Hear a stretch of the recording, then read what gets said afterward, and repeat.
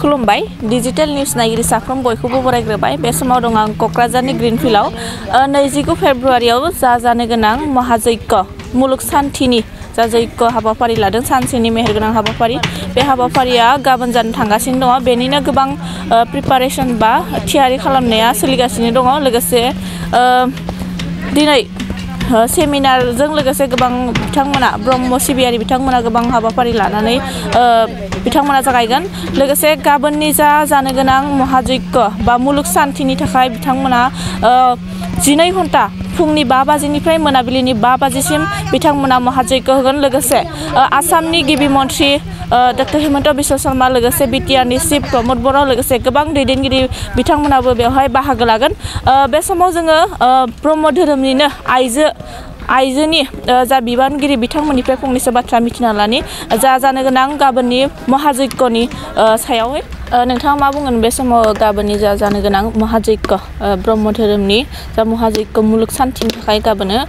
हाबाफारि लानो थाखाय थाग थियारि खालामबाय थादों बे समाव मा बुंगोन नोंथां गिबियावनो खुलुमनाय थाबाय डिजिटेल निउसनि सिम दा जोंहा गाबोननि थाखाय जिथु महाजैग्य प्रग्राम लादों जाथि हारि धोरोम बासियालासिनो गुबुन गुबुन धोरोमारिनि आइ बाबामोनहाबो बेखौ मावफुंफैनो थाखाय बयबो साखाफारा जादों बहाय बाहागो लाफैजोबगोन बहाय जोंनि गोबां जायगानिफ्राय जोंनि बे दुलाराय ब्रह्म धोरोमनियानो जा बा बेलेग बेलेग धोरोमनियानो जा बहाय बाहागो लाफैगोन होननानै जों मोनथिना मोनदों बेवहाय गासिबो गाव गावनि गोसो गोरबोखौ बे जैग'आव गावनि गोसो गोरबोखौ गोथार खालामनानै बे जैग'खौ होनायाव बयबो हेफाजाब होगोन आरो पुरहित बाबामोन थागोन बेवहाय 25 मन्दप बानायदों गुरु बाबा दङ जोंहा गाहाय गुरु बाबा बे गुरु बाबाया जोंहा बेवहाय दैदेनगोन बे बाबानो हयथ' टाइम मोनोब्ला जैग'आ जोंनि बे जैग'आव अरनि सोमोन्दै बुंफोरनाय जागोन साबायखर थाबाय नोंथांसिम मा बुंगोन नोंथाङा बे समावहाय गाबोननि जा महाजैग्यनि थाखाय थाग थियारिया सोलिगासिनो दङ मा बुंगोन बे समाव गिबियावनो खुलुमबाय डिजिटेल निउसनिफ्राय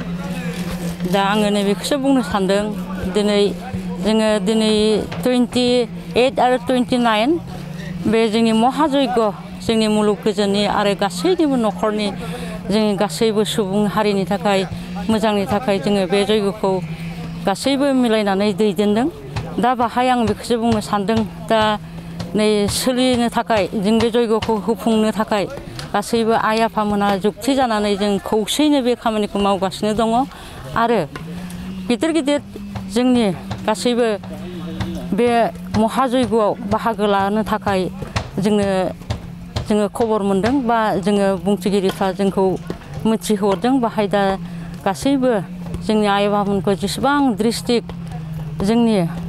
बे 13टा डिस्ट्रिक्ट आरो बिनि बाहेरा गुबुन हारिफोराबो बेयाव नुजाफैगोन होननानै जोङो मिथिना मोनदों जाहाथे जोङो खावलायो बयखौबो जोंनि बे महाजैग्यआव मुलुग सान्थि आरो जों सुबुंनि सान्थि गासैबो जोंनि इसोरा सासेल' बे इसोर सासेल'खौ जोङो मिजिंथिनानै गासैबो मुलुगनि मानसियानो जे बाहागो लाफैयो आरो जोंनि गुबुन धोरोमनिफ्राबो जाहाथे बाहागो लाफैयो जों बेखौनो खावलायो दा पेन्डेला जोंना जाफुंजोबाखै अब्लाबो दा बानायगासिनो दङ आरो मन्दपआ जोंना जाफुंसारबाय दा दिनै 10:30निफ्राय जोंहा सेमिनार जागोन बे सेमिनारावबो जोङो गासैबो मैयानि हरनि 12 रिंगायाव ट्रेनजों फैनायफ्रा सफैजोब्बाय बाहाय खमावबो 500सो मानसिया सफैनानै दंफैयो आरो बाहाय जानाय उन्दुनाय बाहाय गासैबो बेबस्थाया सोलिगासिनो दङ आरो दिनै फुंनिफ्रायनो जोङो मुलुग गोजोन आरो जोंनि बे खामानिखौ जाफुंसार होनो थाखाय फुङावनो जोङो नैमित्तिक जैग्य लाखांबाय जोंनि गुरु आफामोन दं गासैबो प्रसारकफोरा सफैनानै बे जैग्यखौ दैदेनलांबाय फुङावनो जोङो 21 थारिखनिफ्रायनो दंफैयो बे 21 थारिखनिफ्राय जोङो लागातार खामानि जोङो बेंनानै दङ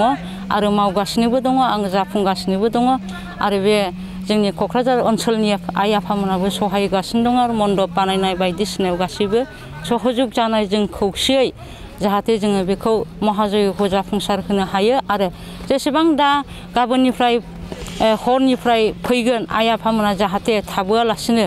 बेहाय गोसो होनानै बयबो बे महाजयग'खौ जाफुंसार होफैनो थाखाय आइ आफामोनखौ जोङो खावलायनाय थाबाय जाहाथे बे महाजयग'खौ जाफुंसार होफैयो बेखौनो खावलायबाय मुलुग गोजोननि थाखाय आं बेखिनिखौनो बुंनानै गोजोन्थों साबायखर थाबाय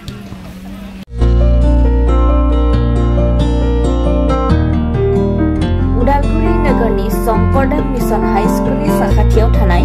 रेगे-रेगां दख'ना गलायाव लफाय FNF महर ब्रेन्ड बिबार ब्रेन्ड आर'नाइ ब्रेन्ड जुरिपाट माथानि बायदि बायदि रोखोमनि दख'ना आर'नाइ ब्लाउस फालि आरो बर'नि साबसिन हामसिन आगरनि जिफोरखौ हलसेल आरो रिटेल मोन्नैबो बेसेनाव बायनो हागोन बेनि थाखाय नोंथाङा 7896313108 एबा 8471820909 जानबुं नाम्बाराव सुलाद लानो हागोन।